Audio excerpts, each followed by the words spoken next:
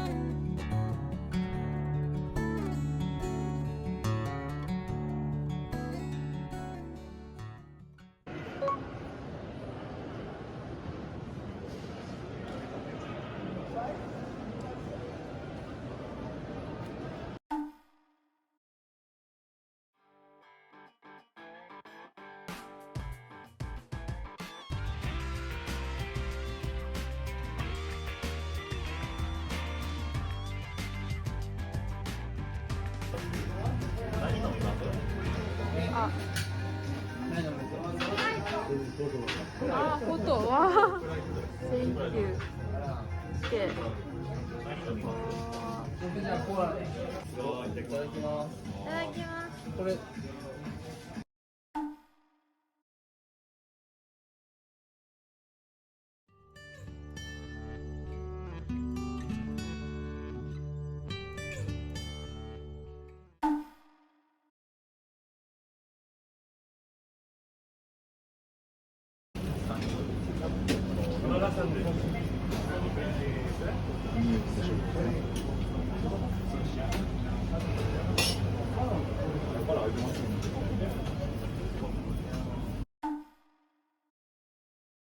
初日終わりました。めちゃくちゃ疲れましたけど、とても良かったと思います。で、明日がイベントが長くて10時から夜の8時まであるので、明日も絵をじっくり描きたいと思います。いろいろ充電しないといけないので、本当にお疲れ様でした。また明日。